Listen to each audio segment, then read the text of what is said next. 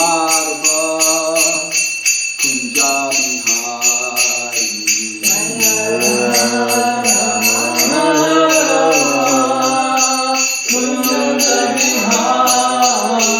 Jaya Radha Madhava Radha Madhava Radhe Jaya Radha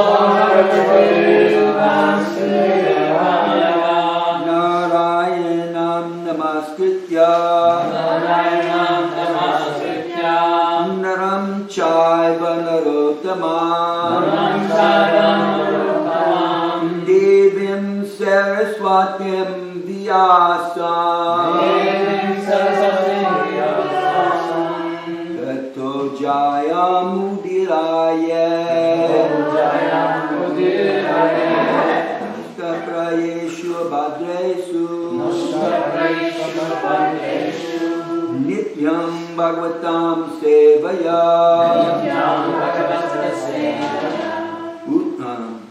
Bhakti Bhagavati Uttama Sloke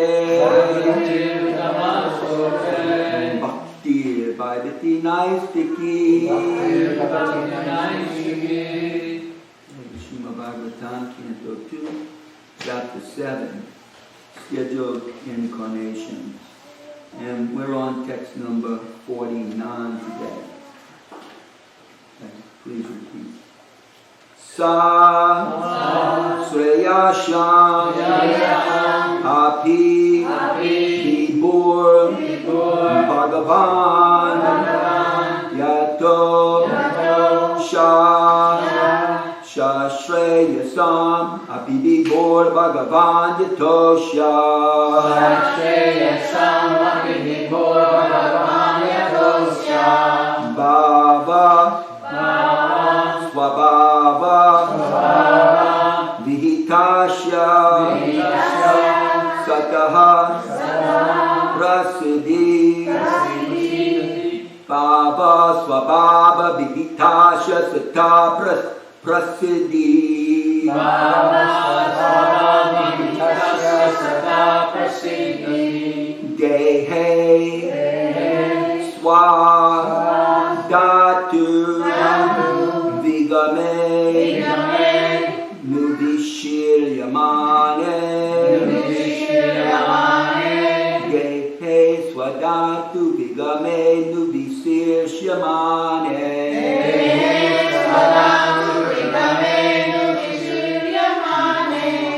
Viyomeva Tatra Purusho Na Vishiryate Jaha Viyomeva Tatra Purusho Na Vishiryate Jaha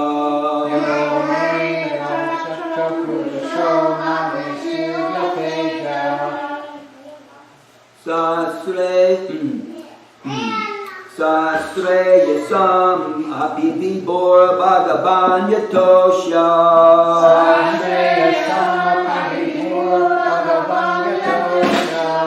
Bhava Swabhava Vihitasha Sata Prasiddhi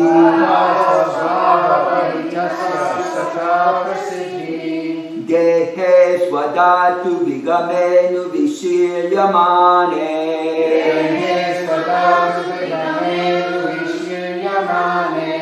Viyo Meva Tatra Purusho Na Vishiryate Jaha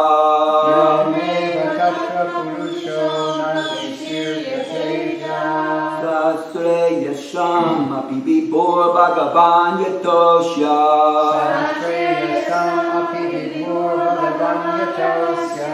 Bhava Swabhava Vihitasha Sata Prasiddhi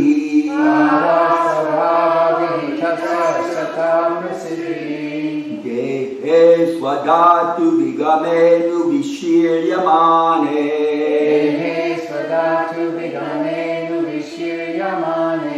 Viyomeva Tatra Purusho Na Vishiryate Jaha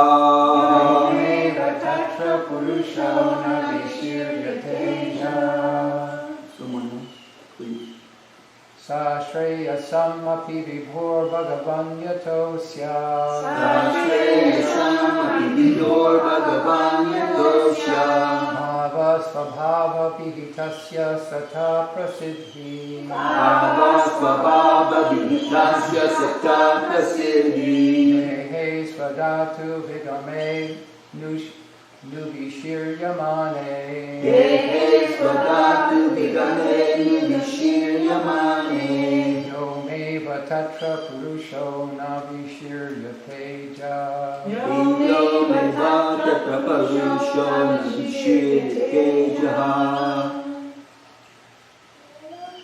Sashreyasamapi vibhur bhagavan yatosya Sashreyasam Apivibor Bhagavan Yatosha Bhavasvabhava vihitasya satah prasiddhihi Bhava Svabhava Vihitasya Sata Prasiddhi Gehe swadatu vigame nuvishiryamane Gehe Swadatu Vigame Nuvishiryamane Yomeva tatra purusho na vishiryate jaha Viyomeva Tatra Purusho Navishiryate Jaha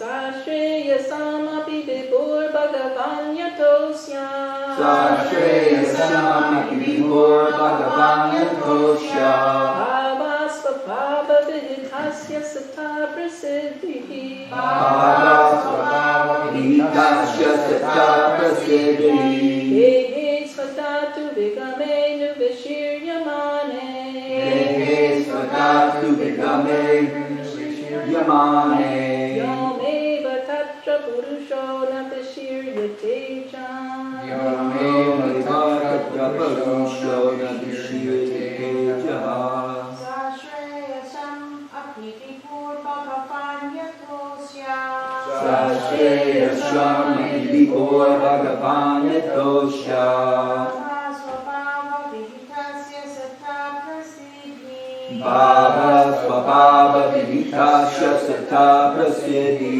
Gehe swadatu vigame nuvishiryamane Gehe Swadatu Vigame Nuvishiryamane Yomeva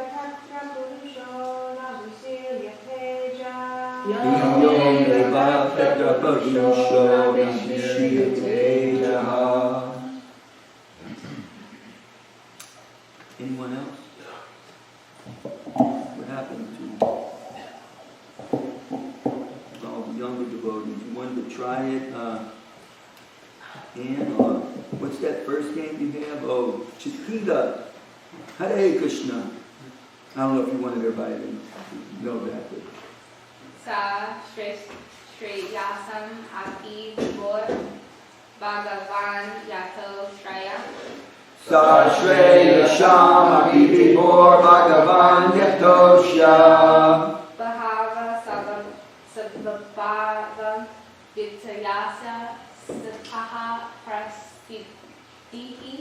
Bhava Svabhava Vitasya Sata Prasiddhi. Dehi Sava Dahatu Vigyame Nuvishriya Mane. Yehe Swadatu Vigame Nuvishriryamane. Vayomeva Tatra Prashana Visayate Ja. Vigo eva tatra parusho navishiyate jaha. Okay, word for word, please. Saha. He. Shreyasham. All auspiciousness. Api. Also. Vibhu. The Master. Bhagavan. The personality of Godhead. Yataha. Because. Asya. Of the living entity. Bhava. Natural mode. Swabhava. Own constitution. Vihitasya. Performances. Sataha. All good work. Prasiddhi. Ultimate success. Gehe. Of the body. Swadatu. Forming elements. Vigame. Being vanquished. Anu. After. Vishiryamane. Having given up. Vyoma. Sky. Eva. Light. Tatra. Thereupon. Parushaha. The living entity. Na. Never. Vishiryate. Becomes vanquished. Ajaha. Due to being unborn. Okay, translation. Please repeat. The personality of Godhead. The Supreme Master of everything. The Supreme Master of everything auspicious.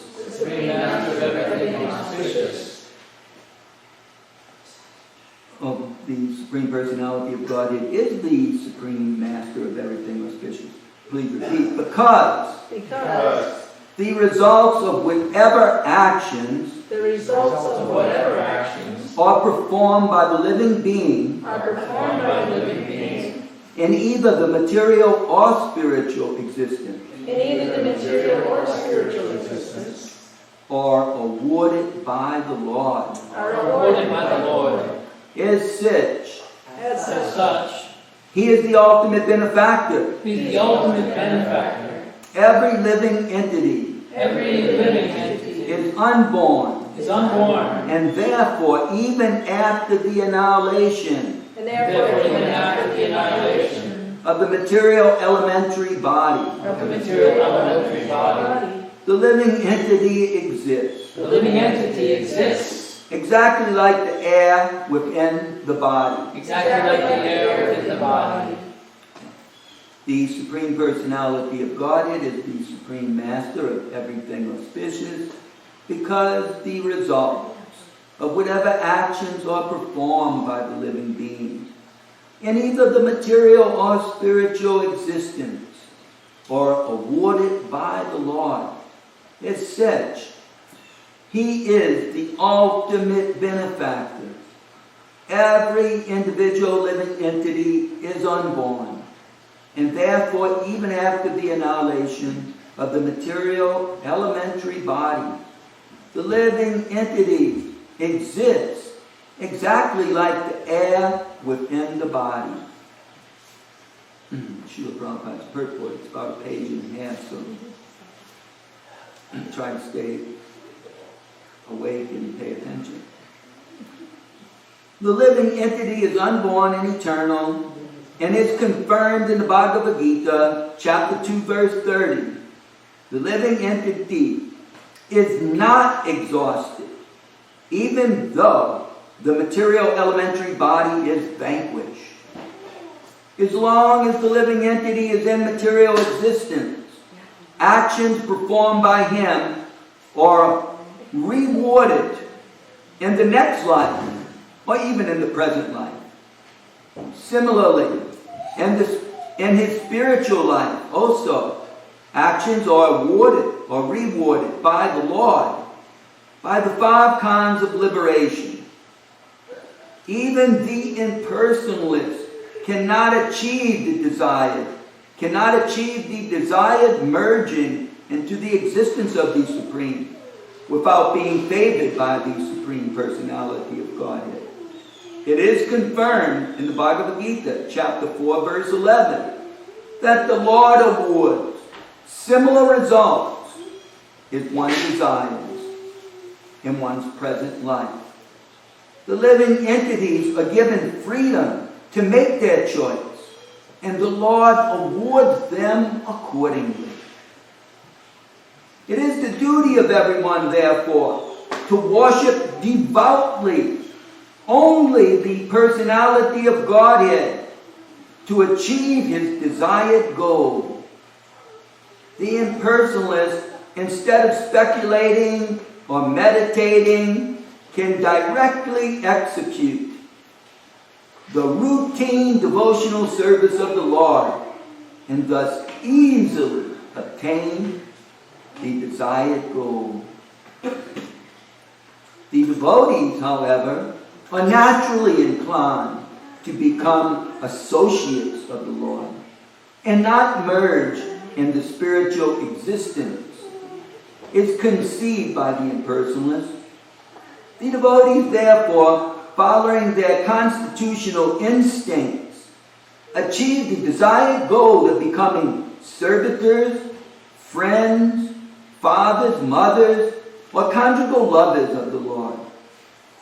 The devotional service of the Lord involves non-transcendental processes, such as hearing and chanting, and by performing such easy and natural devotional services, the devotees achieve the highest perfectional result, far superior to merging into the existence of Brahman. The devotees are therefore never advised to indulge in speculating upon the nature of the Supreme or artificially meditating on the void. One should not, however, mistakenly think that after the annihilation of the present body, there is no body by which one can associate with the Lord face to face. The living entity is unborn. It is not that he is manifest with the creation of the material body. On the other hand, it is true that the material body develops only by the desire of the living entity.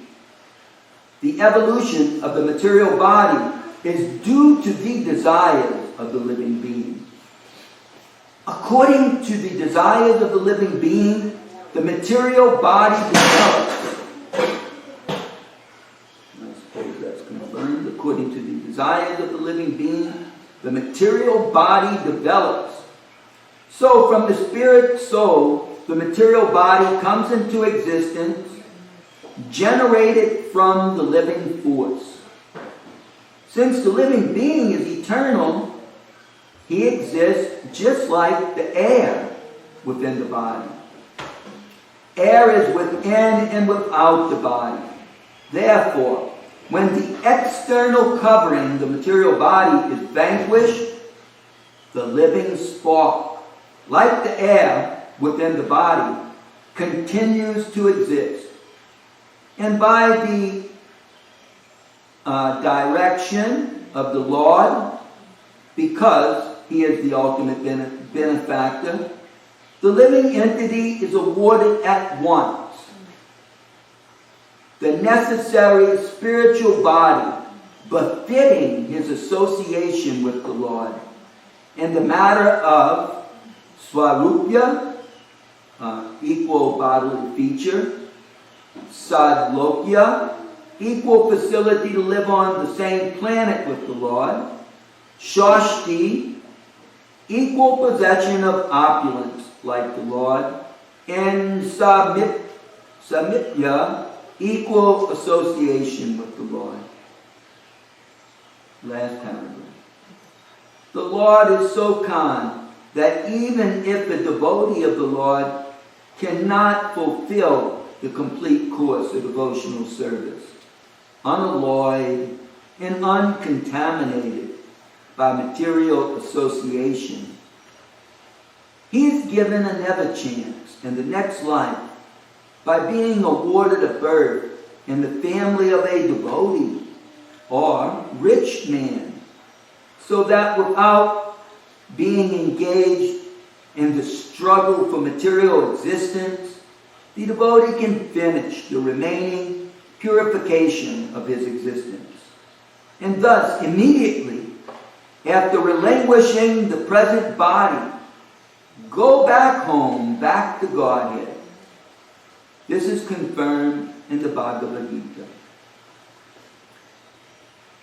In this connection, detailed information is available in the Bhagavat Sandarbha of Srila Jiva Goswami Prabhupada. Once achieving the spiritual existence, the devotee is eternally situated there. It is already discussed in the previous verse. Thus ends the Bhaktivedanta purport to the 49th sloka, 2nd canto, 7th chapter, Srimad Bhagavatam.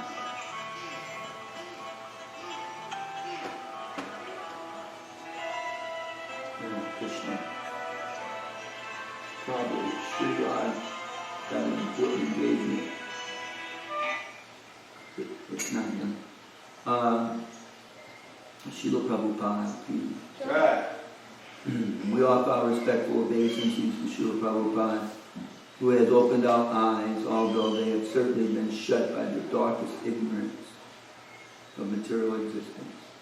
When will Srila Rupa Goswami Prabhupada, who has established within the material world the mission to fulfill the desire of Lord Chaitanya, give us shelter under his lotus feet?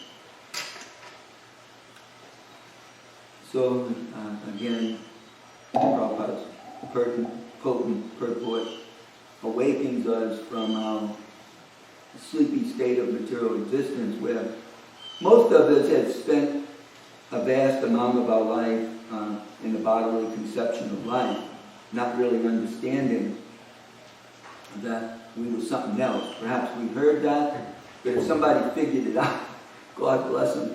But I couldn't figure it out until I started hearing from Srila Prabhupada, as well as his devotees, explaining his purport.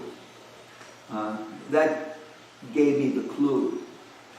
Otherwise, Maya is very potent. It's not really possible to figure it out, even though one may be very brainy, maybe scholar or a very pious person, but you can't really figure out the absolute truth without the grace of the Lord, because he is covered by his Yogamaya potency.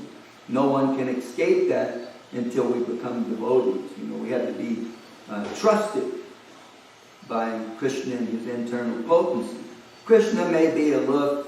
Of course, he's not foolish. He's generally aloof in the spiritual world. Of course, he incarnates here like Lord Chaitanya, but Chaitanya Mahaprabhu disappeared over 500 years ago. It's just his devotees here. So the Lord may be aloof. He's not always personally present, other than in his form of Paramatma.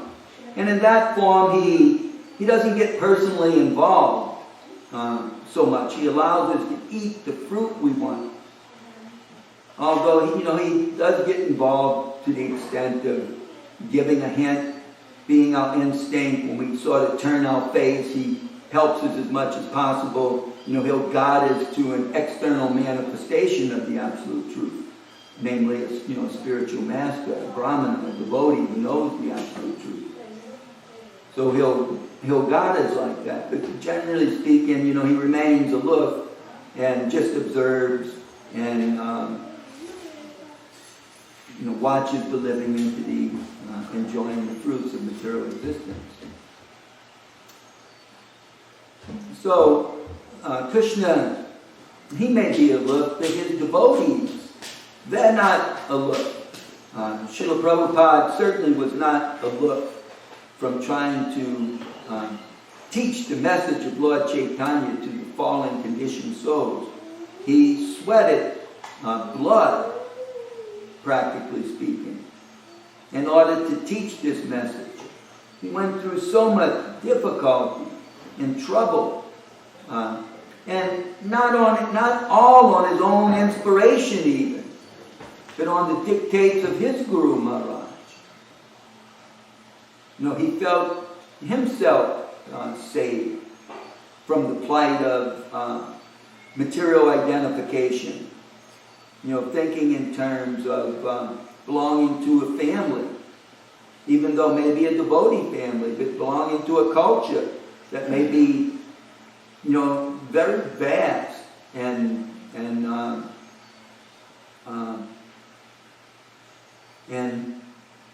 contaminated by so many international manifestations that have entered it. Even the name of the culture changed to Hinduism. That's what everybody calls it. So Prabhupada politically stuck by the control of a foreign nation who didn't share the same cultural appreciations. And Prabhupada wanting to fight for India's freedom, joining Mahatma Gandhi's movement. And by, just a friend, bringing him to see another sadhu, whom he had seen many, but, he also saw many people who were, not completely pure, that, would go around begging and, in the dress of a sadhu, and could, had all the sort of demeanor like that. They could, really, present themselves like that, but then, in private, they, smoked cigarettes, they kept a family, and, they made a living. Many times just, collecting donations. It was sort of like just a job. How much they taught the message, Prabhupada didn't get a lot out of it, because he couldn't appreciate such sadhus. But his father, being a gentleman, whoever knocked on the door, he did his best to help.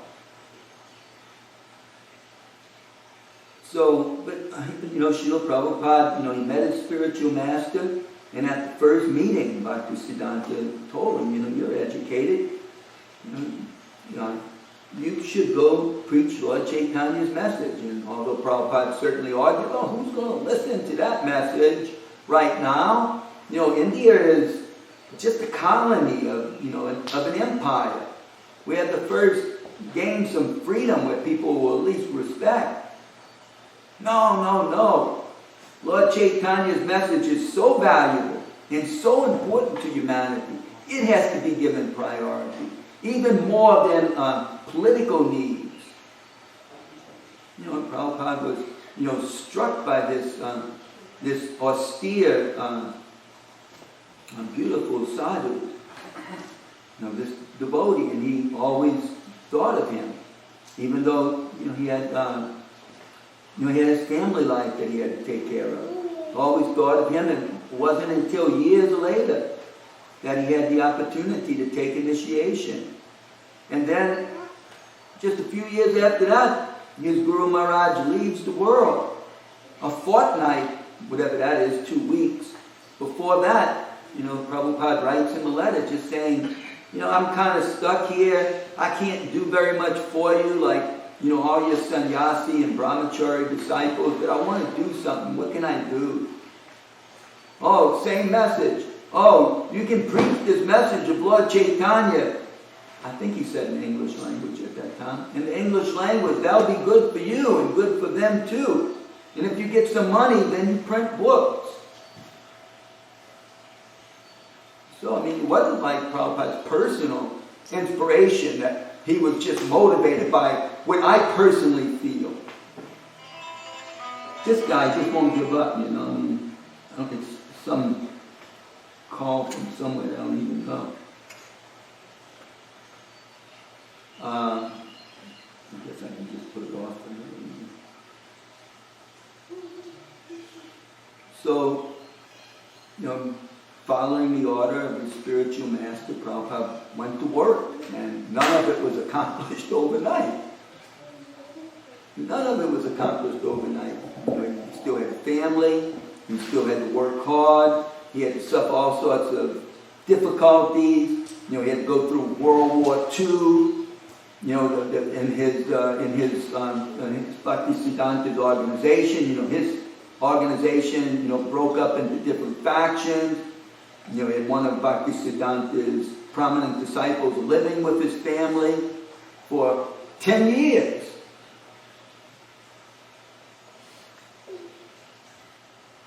And so many things went wrong. But he would write while taking the train. Train rides last an hour or more. Maybe people there, a lot of times you get a seat, and he would write. He wrote his whole Bhagavad Gita, all of his purports in English doing that. And then to come home and find that because of poverty, his wife sells it so she can buy some biscuits. They were tea biscuits so they could, Prabhupada didn't particularly care for. That wasn't breakfast, lunch, or dinner, it was, tea time. So Prabhupada was very, insulted.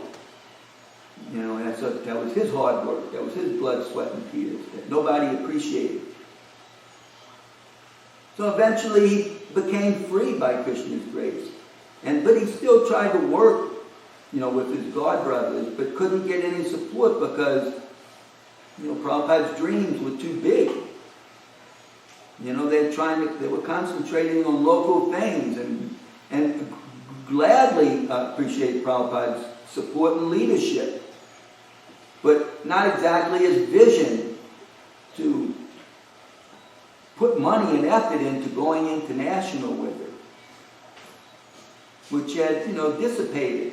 It dissipated to some degree even when Bhaktisiddhanta was there. They came back from Germany and Britain.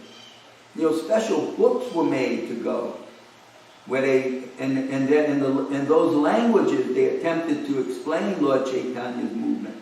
And the most scholarly of his sannyasis went, but they came back. And there wasn't a lot accomplished. And then, Bhaktisiddhanta passes away. They end up breaking up. And they're each maintaining, a local preaching work. But the international mission, completely gone, dissipated. But yes, Prabhupada's got this vision.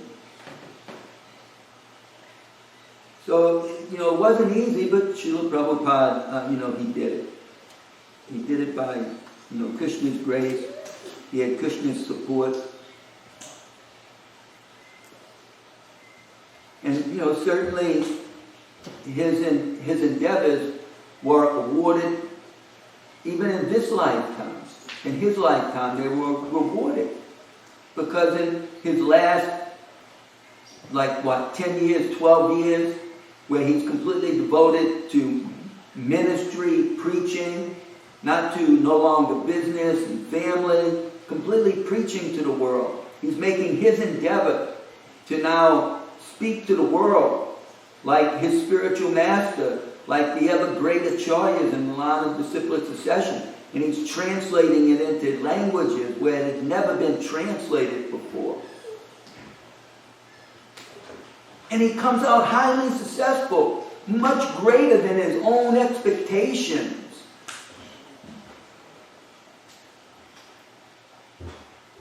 But then, Krishna pulls the plug, so to speak, and Prabhupada has to teach, his disciples even how to die. He had to teach them everything, because they had no training in that culture.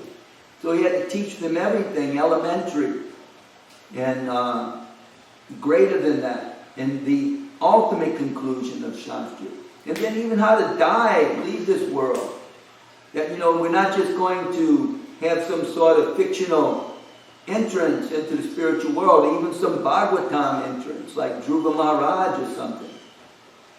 No, we're all going to lay on our deathbed if we don't die some other way, And had to somehow ever remember Krishna, hopefully surrounded by devotees. So Prabhupada taught up into the end. He certainly reaped the wonderful results of his hard efforts in his very lifetime. And certainly, Prabhupada, got the full mercy of the Lord. Could even be all these liberations rolled into one. Vaikuntha, Lord Chaitanya's association, Krishna's association. Maybe in a nether universes they're traveling around, helping the world to be Krishna conscious. And most of Prabhupada's disciples, I would say the greater percentage of them, they're willing to go and join him anywhere to go on with this preaching, because this is such an exciting movement. It's said in this purport that sometimes people, devotees, they're afraid that if we give up our material body, we won't be able to associate with the Lord face to face anymore. What does that indicate? That indicates that the devotees see the Lord as the Murti himself. There's no difference between the Murti and the Lord, so we can serve him face to face. But actually, there's no fear of when I lose my body, I can no longer serve the Lord face to face. That's impersonal teaching. It's not Vaishnava teachings. It's not Krishna's teaching. No, we get to serve the Lord even better face to face. We get a better face. Our face right now may not be very good looking. And even our efforts may be struggles at the best, may be childlike even. But if we keep endeavoring, serving the lotus feet of Guru and Gauranga, Guru and Krishna, then, we can, Srila Prabhupada said that one's future is very bright. We can expect the most wonderful thing. Whatever we're not awarded in this life in terms of our expectations, our desires, certainly in the next life it will far exceed it. Otherwise, you have the story of Narada Muni. He's a Gandharva, but yet, he's attached. And he gets cursed because of the degree of his attachment. And he has to just be the son of a simple maidservant, an innkeeper, who husband's not even there. And so then Narada Muni, even at a young age, he follows in the footsteps of the sadhus, the saintly person, and he just remembers Krishna his whole life and glorifies Krishna and just travels around, not worrying where his next meal's coming from, or how cold it is, or how hot it is, or who's making fun of me, who's going to harm me. He does that his whole life until his old age. I think it's even described when he dies, he's just leaning up against a building. Maybe the picture just shows it like that. I don't know how, pictures in the book, but where they derive that scene from, I don't know. People don't usually pass away like that, but they pass away in all sorts of positions, so who knows? Anyhow, but then next life, Narada Muni. Who could be greater than Narada Muni? He gets to associate with Krishna's pastimes, he gets to do all kinds of preaching work, he gets to deliver all sorts of living entities, he has all sorts of disciples who become very good devotees. So, as devotees, we should see that, our future is very bright. We can't get hung up in all these material things. There's just so many things trying to suck us in, like the coronavirus, it's trying to suck us in, and God knows what's going to happen to the economy around the world, in this country, and God knows. But it wasn't like Srila Prabhupada didn't face those things. You want to go through a World War II and a World War I, and Hindu and Muslim riots, and famine. Prabhupada had to support a family during a famine. You know how many people died in Kolkata at that time? 1 million or more. Lots. But here's Prabhupada, with a wife and children. He has to support them. I think even the sannyasis there, he has to support everyone. During a famine, during a war. Amazing, So we can tolerate these difficulties and be blissful in Krishna consciousness. And, somehow ever give this message to people. It's not that they all have to move in, but they all have to chant Hare Krishna. They all have to understand that, eating meat and drinking beer and taking intoxication and having illicit sex and gamblings are just portos, to the demoniac world. They exist. They exist and they have their culture. Nor do we just want to be, goody-goodies and, live with the Davids in the material world. We want to be somehow ever, like described here, uncontaminated by material desire. Unalloyedly devoted to the service of the Lord. But as Prabhupada says, if we don't make it, then you can still expect the best. You can still expect the best. The Lord will give it, another chance. Like we could see that in some of Prabhupada's disciples. Giriraj didn't have any problems. He could do whatever he wanted. He could go to whatever college he wanted. He could be whomever he wanted. His father was going to support it. And he had a healthy enough body to do it. But he just met Prabhupada, and that's what he wanted to do. And he was, able to do it. So, he had a great opportunity. Whereas other people, sometimes the opportunity is much difficult. I think last time I gave a class, I mentioned, like one ashram, you're born in the ghetto, you have nothing, there's all kinds of crime around you, all sorts of addictions, and you happen to meet a devotee. And you become a devotee, but still, you're suffering from obesity, diabetes, but you just go on with the mission. Going door to door, struggling day after day. And, when you leave the body, Krishna certainly rewards. God knows what the Varnashram got, Some disciple of Vidayananda Maharaj from Miami. He must have passed away like 20 years ago now. But that was him, from the ghetto. Right from the ghetto. You mean after? Yeah. Oh, he just had some too many sweets one day. He was blissful. He was always blissful. Yeah. So, our material situations doesn't matter. What matters is somehow if we can just catch on to Lord Chaitanya's movement, Srila Prabhupada's movement. And, his devotees are working real hard, just to assist people, to help people catch on. They go through great endeavors to do that. We're maintaining all these centers for that. And it's having practical results. Having practical results, people becoming devotees. Devotees sit down and chant New York City day after day after day after day. People hear the holy name all around the world. Be interesting to hear how they're dealing with things in Italy at this time.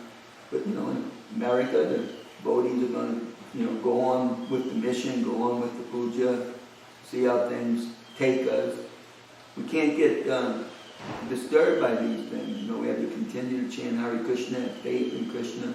Somehow ever, Krishna will protect us and help us to succeed in this Sankirtan mission. So I'm going to stop here.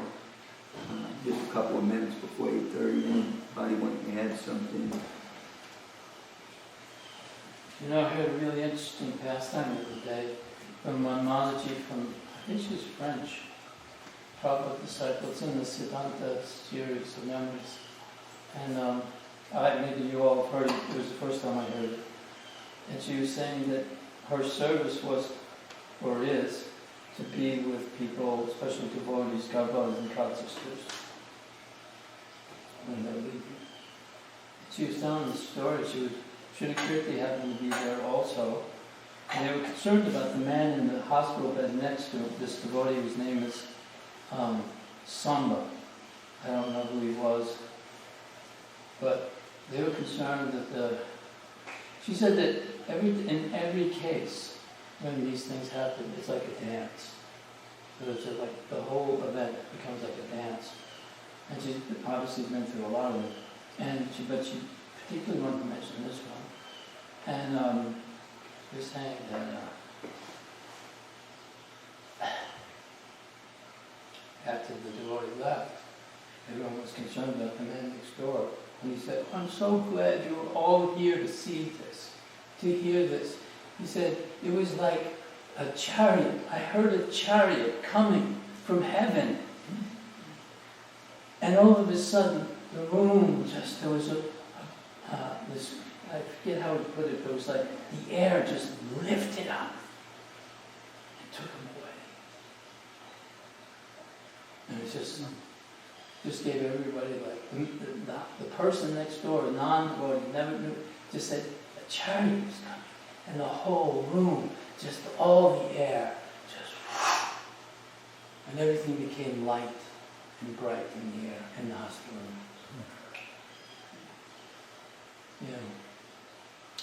We had a congregational devotee lady who took care of terminal people, a hospice service, traveling around taking care of people in their last days. And she got out of that way of life and became an artist. But she got cancer and she described it as a dance.